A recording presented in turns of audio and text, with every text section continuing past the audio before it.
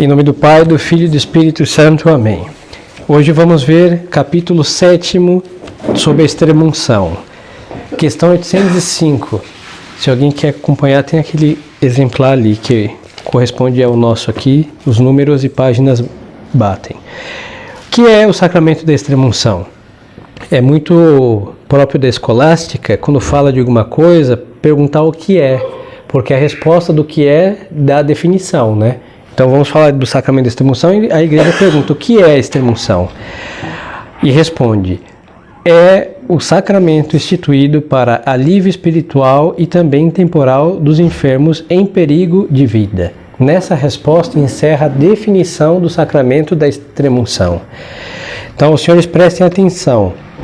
Um sacramento, então tem matéria, fórmula, ministro e intenção como todos os demais sacramentos. Matéria, vamos ver, azeite, que é o óleo que nós conhecemos vindo da oliveira e tem que ser puro. Depois, fórmula, na tradição são ungidos 5 sentidos da pessoa. Então se aplica este óleo que foi consagrado pelo bispo na Quinta-feira Santa, como matéria deste sacramento.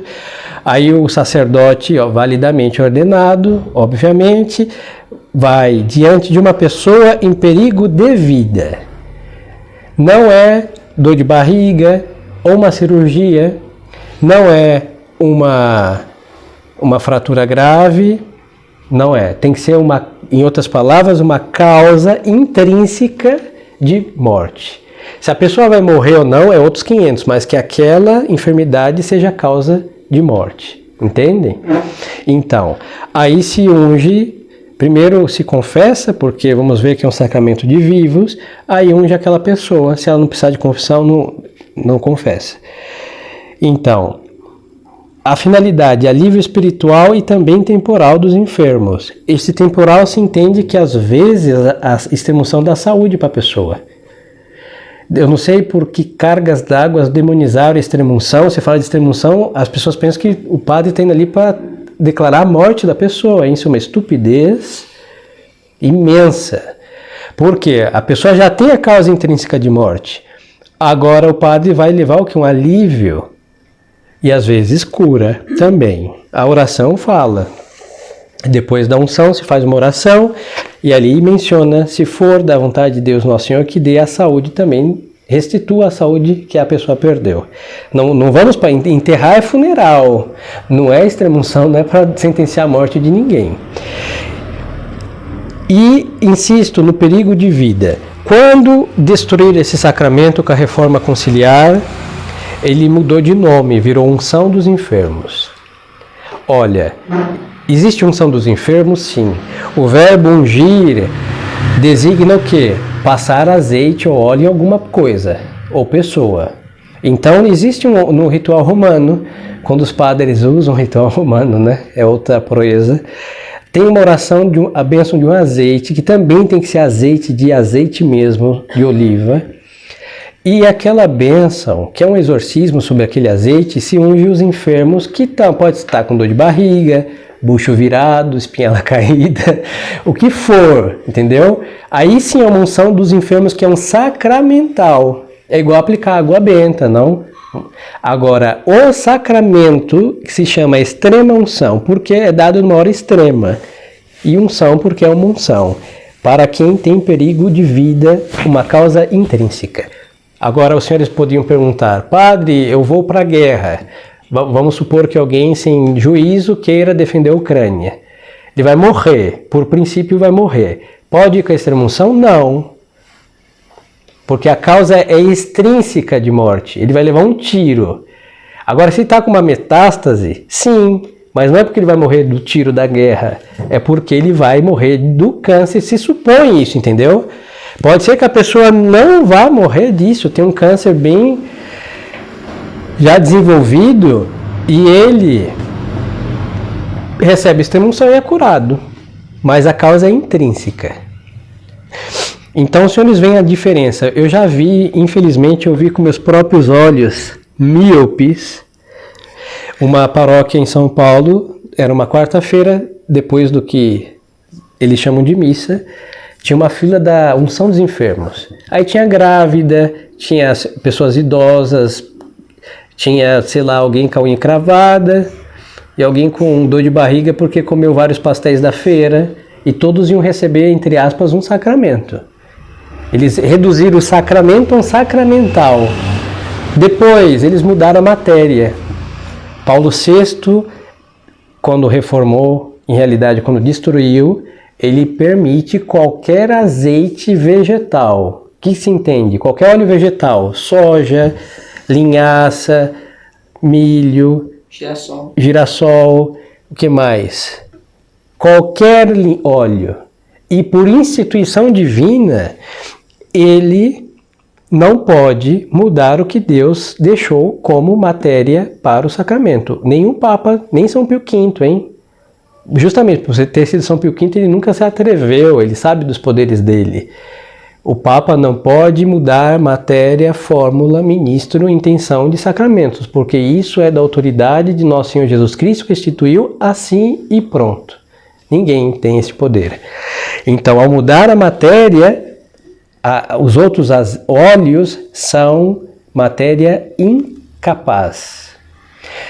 Ao mudar a fórmula incapaz. E a intenção está mudada, porque virou um sacramental. Como eles diziam, qualquer um entra na fila e recebe uma unção. Agora, o sacramento, por intenção de Deus, é para quem tem perigo de vida como a causa intrínseca de morte. Que efeito produz o sacramento da extrema-unção? O sacramento da extrema-unção produz os seguintes efeitos. Primeiro, aumenta a graça santificante. Como ele disse, é um sacramento, lembremos-nos que existem os sacramentos de vivos e os sacramentos de mortos. Sacramentos de morte é mortos para quem está em pecado mortal. Quais são? Confissão e o batismo. E os outros 5 sacramentos são sacramentos de quem está na graça de Deus. Por isso, os sacramentos chamados de vivos, todos aumentam a graça que já está na alma do sujeito. Então, quem vai receber esta unção está em graça. Aquela unção vai aumentar a graça que já está na alma daquela pessoa. Segundo, apaga os pecados veniais e também os mortais que o enfermo arrependido já não possa confessar. Então, pode acontecer o seguinte... Aí os padres que estudaram sabem o que fazer. Vamos ao UTI. A pessoa está baixo os aparelhos. Vamos ao pé do ouvido do enfermo e dizemos coisas para movê-lo ao arrependimento. Ele está ouvindo, hein? Ele não pode reagir exteriormente, mas ele está ouvindo. Um católico batizado, nós supomos o arrependimento, porque todo católico, por princípio, quer morrer na graça de Deus.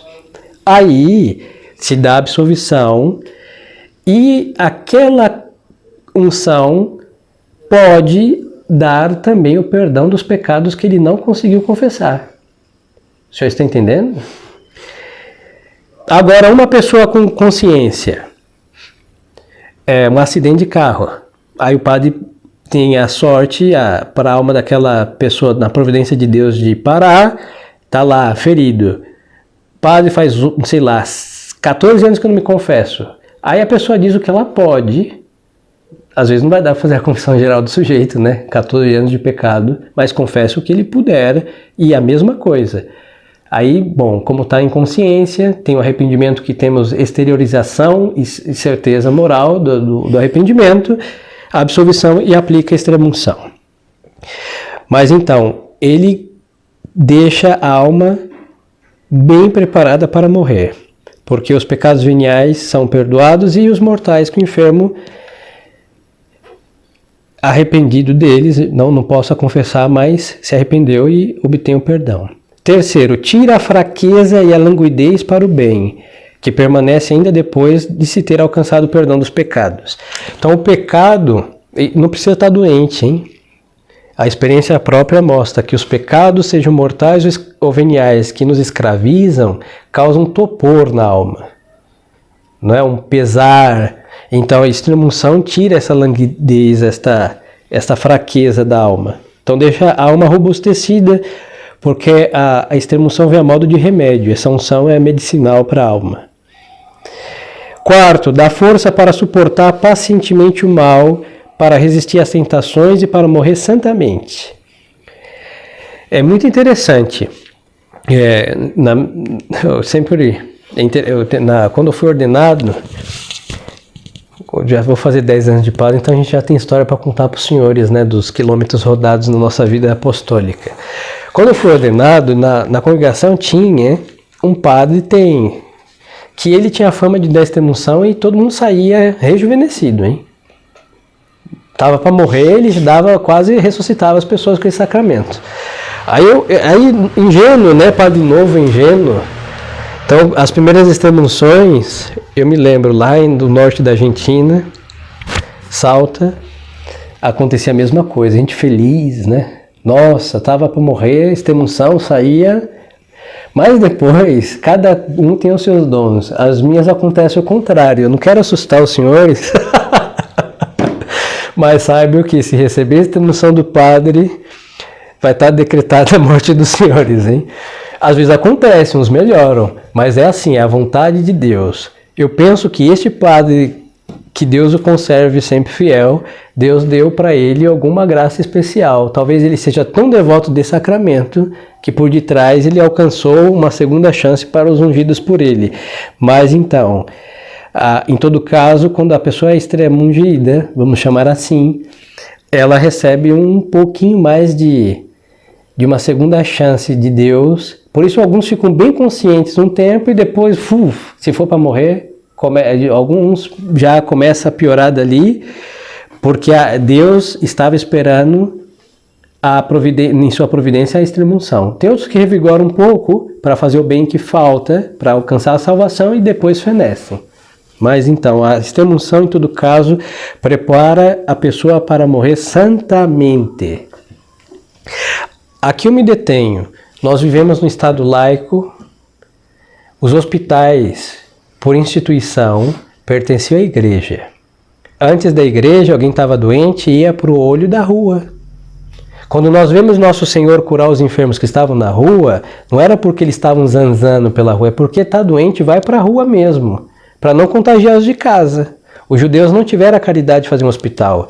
O primeiro hospital que nós conhecemos foi feito por São João Crisóstomo, século IV da nossa religião. Então, quando tínhamos hospitais católicos, existia um capelão no hospital.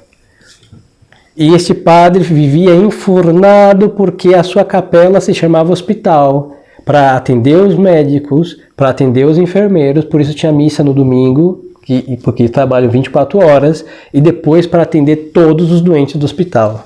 Ninguém morria sem assistência.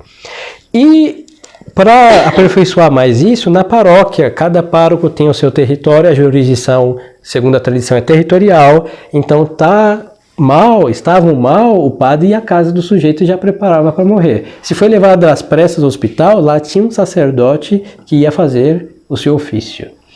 Quando tiraram da igreja os hospitais, fizeram de tudo para a gente morrer e ir para o quinto dos infernos, porque não há assistência nos hospitais. Eu vou falar aqui nem a questão nem de modernismo, nem de tradição. De modernismo não, porque os padres põem uma comunhão na bolsa da ministra da Eucaristia, ela não confessa e unge ninguém.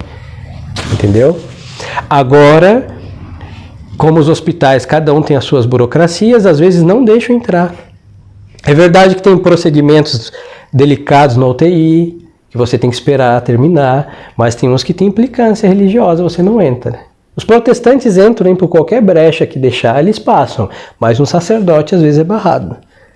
Então fizeram muito bem, quem fez? O diabo, para impedir a salvação das almas, hein? Antigamente nos hospitais sempre houveram profissionais de saúde, leigos, mas existiam sacerdotes, existiam freiras. Ser cuidado com uma freira camiliana, por exemplo, que dedicava a sua vida para cuidar dos doentes, como Cristo ali sofrendo.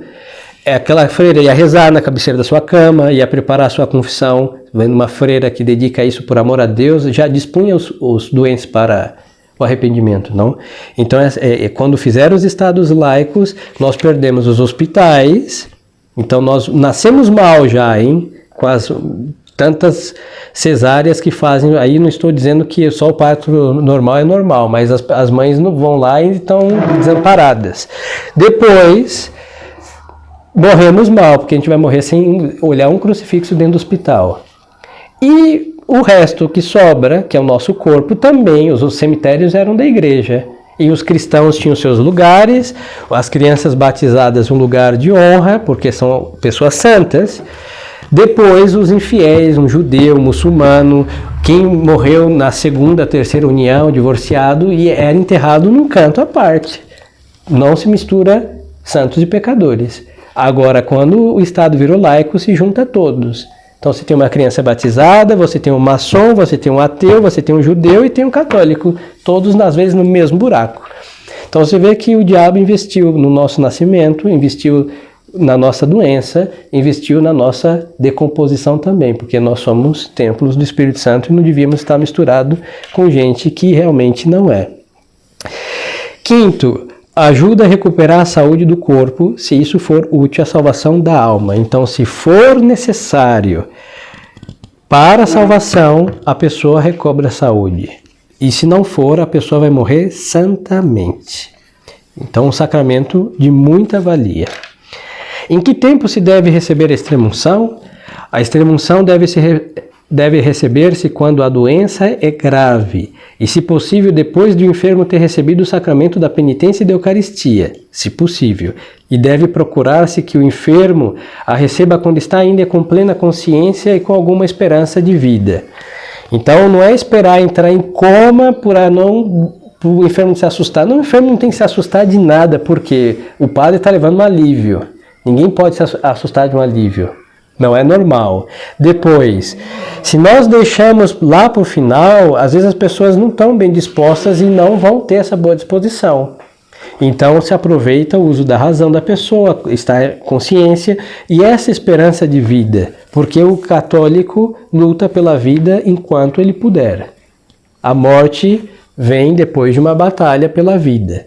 Então não é tampouco para conservar a vida e viver aqui, porque a nossa vida não é neste mundo, mas nós lutamos pela vida até o último momento. E o sacramento vai dar alento esperançoso, se não for pela vida temporal, seja pela vida eterna. Por que é bom que o enfermo receba a extrema-unção quando está ainda em plena consciência e com alguma esperança de vida? É bom receber a extrema-unção quando o enfermo está ainda com plena consciência e com alguma esperança de vida, porque recebendo-a com melhores disposições, poderá obter maior proveito. E além disso, como esse sacramento dá a saúde do corpo, se convém à alma, auxiliando assim as forças da natureza, não se deve estar à espera de que se desespere da cura. Então, ao dar o sacramento e a pessoa está lutando para viver, ela vai estar com esse estado esperançoso. Em todo caso, desemboca na confiança em Deus Nosso Senhor, que é autor da vida, e quando Ele determinou, vamos morrer, mas lutamos pela vida. Aí a pessoa com essa esperança vai estar mais contrita, porque pode ser que seja uma segunda chance para ela, que Deus vai dar depois desse sacramento. Então, é muito conveniente receber esse sacramento com a plena consciência e estando com alguma esperança de vida ainda. Com que disposição se deve receber a extrema-unção? As principais para receber a extrema-unção são estar em estado de graça, confiar na eficácia do sacramento e na misericórdia divina e resignar-se à vontade de Deus. Então, primeiro, estado de graça nós já vimos, não está em pecado mortal, confiar na eficácia do sacramento e na misericórdia de Deus, porque Deus vai perdoar todos os pecados que nós cometemos. Por isso se unge os olhos e diz que por esta santa unção e sua piíssima misericórdia, o Senhor te perdoe de todos os pecados que cometeste com a vista. Amém. Aí unge depois orelhas. Por esta santa unção e pela piíssima misericórdia do Senhor, Ele lhe perdoe de todos os pecados que cometeste com o ouvido. Amém. Depois unge o olfato. Por esta santa unção e sua piíssima misericórdia, que o Senhor te perdoe de todos os pecados que cometeste com o olfato. Amém. Depois a boca, por essa santa unção e sua piíssima misericórdia, que o Senhor perdoe todos os pecados que cometeste falando, não? E gustum, pelo comer. Amém. E as mãos, por essa santa unção, que Deus, por sua piíssima misericórdia, perdoe de todos os pecados que cometeste contato. Amém. E quando possível, se unge os pés e diz, não, que por esta santa unção e sua piíssima misericórdia, o Senhor te perdoe de todos os passos, né, gressum delinquice, que todos os passos errôneos que destes, amém, porque nós vamos ao encontro do pecado. Então você vê, se perdoa o homem na fonte dos pecados que são seus sentidos. Então a pessoa tem que estar absolutamente fiada na misericórdia de Deus, na misericórdia divina. E resignar essa vontade de Deus. Estou perdoado, se Deus nos perdoou, é para a nossa salvação, vou morrer em paz. Se me perdoou, sim, me perdoou, mas vai me dar uma segunda chance, é uma segunda chance, e vamos usar bem a segunda chance, que pode ser a última dada por Deus. Que sentimentos deve experimentar o enfermo à vista do sacerdote? À vista do sacerdote, o enfermo deve experimentar sentimentos de gratidão para com Deus. Por lhe o ter enviado, deve recebê-la de boa vontade, e se puder, pedir para si mesmo os confortos da religião. Então, assim, é um direito que todo batizado com uso de razão tem, de receber a extrema-unção. Aqui pecam os familiares, hein? Porque às vezes, até quando o enfermo pediu, os familiares às vezes são negligentes. Verdade que na crise da igreja é difícil. Às vezes a pessoa está mal e os senhores, bom, como tem um sacerdote, mas bom, graças ao bom Jesus, a gente faz o que puder para assistir os senhores e os que estão dos seus parentes também. Ah, padre, mas não vi a missa. Pode ser a última misericórdia de Deus para salvar aquela alma. É batizado? Sim. Vamos. Ah, tá uma vida errônea. No momento da morte, a igreja levanta certas suspensões, supondo arrependimento do infeliz, entendeu? Pode ser a última misericórdia de Deus para o diabo não engolir aquela alma que ele tanto mastigou. Então, não sejamos negligentes. Façamos isso e também ao preparar os nossos, nós merecemos que um dia, quando chegar a nossa alma, tenhamos também a extrema-unção. Eu insisto muito nisso porque as pessoas falam, é necessário para entrar no céu a extrema-unção? Não, não é necessário. Como eu posso entrar no céu sem crisma, posso entrar sem o matrimônio, posso entrar sem a ordem, posso entrar no céu batizado, adulto, arrependido, entro no paraíso. Mas só que Nosso Senhor instituiu sacramentos de enfeites. Não existe nenhum. Então são muito convenientes. O crisma assume a conveniência e a extrema-unção eu diria que é necessário não para entrar no céu, mas dadas as mazelas da nossa vida, ela é o grande remédio último e eficaz que prepara a nossa alma para a eternidade. Então os senhores vejam como o inimigo da nossa alma é muito esperto.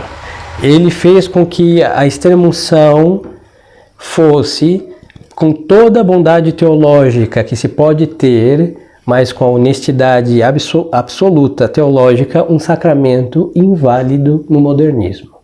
Eu não vou entrar em questão do sacerdócio, que é o próximo tema, agora não vou entrar que não corresponde, mas só olhando, vamos pegar um padre ordenado segundo a tradição católica, que pegaram o óleo. Vamos imaginar um bispo sagrado de verdade que tenha usado as novas prescrições conciliares. Então ele tenha usado óleo de girassol, abençoado com a fórmula do pontifical deles. Não presta. Ele está obedecendo, com todas as aspas, a uma autoridade, mas aquela autoridade, que não é autoridade no final das contas, invalidou o sacramento. Agora, o que acontece? Muitos dos nossos morreram com a unção dos enfermos, como eles chamam, que não foi extrema-unção. Muitos dos ritos, ao ver um padre que falou de arrependimento, as orações deles eu não conheço, mas suponho que fale alguma coisa desse tipo, pode ter disposto o penitente ao arrependimento e isso salva a alma. Agora, falar que a graça veio pelo sacramento, não, porque aquilo está invalidado. Vai que usaram óleo de peroba, não. Para alguns é matéria apta, cara de pau, mas não é o azeite de oliva que Deus instituiu para a nossa salvação pela unção da extrema-unção. Depois, a fórmula, eu não sei qual é a fórmula modernista, mas foi mudada absurdamente. É uma só unção na testa que o padre diz não sei o quê. E temos que lembrar que, como os modernistas não obedecem rubricas, às vezes diz o que ele quer dizer, palavras lindas e românticas, mas que não é forma de sacramento nenhum. Então, mais dúvidas. E depois, o sacerdócio e o episcopado, que vamos ver isso no próximo, quando começarmos o sacramento da ordem.